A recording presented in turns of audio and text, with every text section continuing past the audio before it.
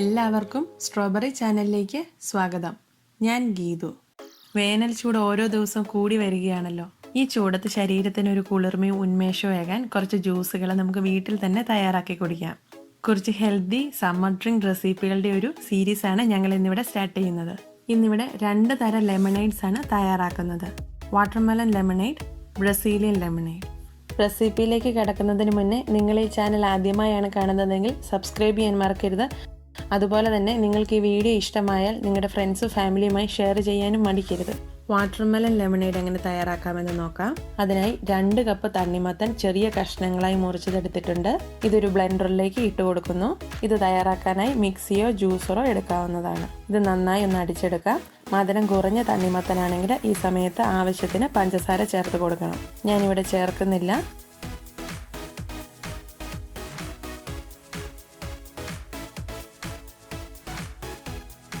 ഇതിപ്പോൾ നന്നായി ബ്ലെൻഡ് ചെയ്തെടുത്തിട്ടുണ്ട്. ഇത് നന്നായി ഒന്ന് അരിച്ചെടുക്കാം.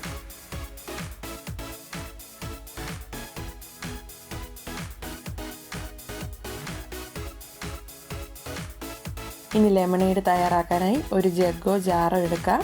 അതിലേക്ക് ഒരു നാരങ്ങയുടെ നീര് പിഴിഞ്ഞൊഴിക്കാം.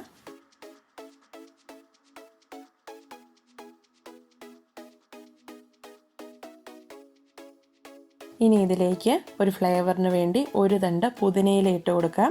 അതോടൊപ്പം തന്നെ കനം കുറച്ച് വട്ടത്തിലരിഞ്ഞ 1-2 കഷ്ണം നാരങ്ങ കൂടി ഇട്ട് കൊടുക്കാം. ഇനി ഇതിലേക്ക് അരിച്ചു മാറ്റി വെച്ചിരിക്കുന്ന തണ്ണിമത്തൻ ജ്യൂസ് ചേർക്കാം. നന്നായി ഒന്ന് ഇളക്കി യോജിപ്പിക്കാം. ഇതിൽ നമ്മൾ വെള്ളം ഒട്ടും യൂസ് ചെയ്യുന്നില്ല. തണ്ണിമത്തൻ ജ്യൂസ് തന്നെയാണ് എടുത്തിരിക്കുന്നത്. അങ്ങനെ വാട്ടർമെലൺ ലെമണേഡ് ഇവിടെ റെഡി ആയിട്ടുണ്ട്. കുറച്ച് ഐസ് ക്യൂബ്സ് കൂടി ഇട്ട് സെർവ് ചെയ്യാവുന്നതാണ്.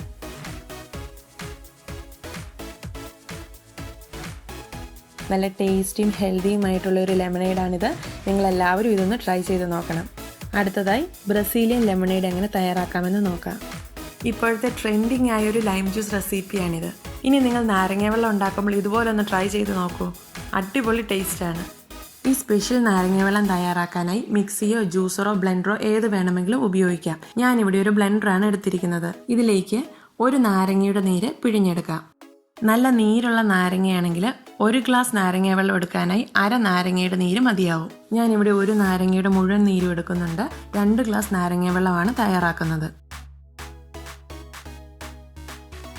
ഇനി ഇതിലേക്ക് 3 ടേബിൾ സ്പൂൺ പഞ്ചസാര ചേർക്കുന്നു. പഞ്ചസാരയുടെ അളവ് നിങ്ങളുടെ മധുരത്തിനനുസരിച്ച് കുറയ്ക്കുകയോ കൂട്ടുകയോ ചെയ്യാം. ഇനി ഒരു ചെറിയ കഷ്ണം ഇഞ്ചി ചേർക്കുന്നുണ്ട്.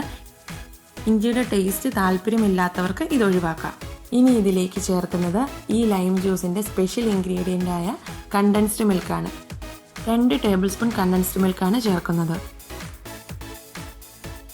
അവസാനമായി ഇതിലേക്ക് ഇനി വെള്ളം കൂടി ചേർത്താൽ മതി. ഞാനിവിടെ തണുത്ത 1/2 ലിറ്റർ വെള്ളമാണ് എടുത്തിരിക്കുന്നത്.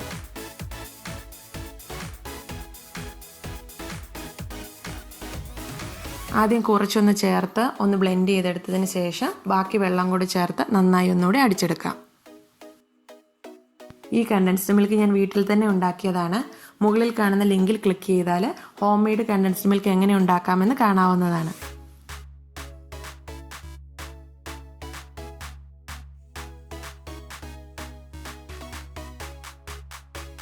അങ്ങനെ പാല് പോലെ ഇരിക്കുന്ന സ്പെഷ്യൽ നാരങ്ങ വെള്ളം ഇവിടെ റെഡി ആയിട്ടുണ്ട്. ഇത് സെർവിങ് ഗ്ലാസ്സിലേക്ക് മാറ്റാം. വെള്ളത്തിന് തണുപ്പ് കുറവാണെങ്കിൽ ഈ സമയത്ത് കുറച്ച് ഐസ് ക്യൂബ്സ് ചേർത്ത് കൊടുക്കാം. ഇത് ഗസ്റ്റൊക്കെ വരുമ്പം കൊടുക്കാൻ പറ്റുന്ന നല്ലൊരു വെൽക്കം ഡ്രിങ്ക് ആണ്.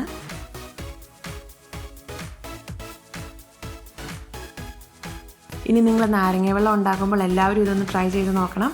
നിങ്ങൾക്കിത് ഇഷ്ടമായാൽ വീഡിയോ ലൈക്ക് ചെയ്യുകയും കമൻറ്റ് ചെയ്യുകയും ചെയ്യുമല്ലോ. അതുപോലെ തന്നെ നിങ്ങളുടെ ഫ്രണ്ട്സ് ഫാമിലിയുമായി ഷെയർ ചെയ്യാൻ മറക്കരുതേ. Thank you for watching. മറ്റു ചില സ്പെഷ്യൽ ജ്യൂസ് റെസിപ്പികളുമായി ഉടൻ കാണാം. Bye bye, take care.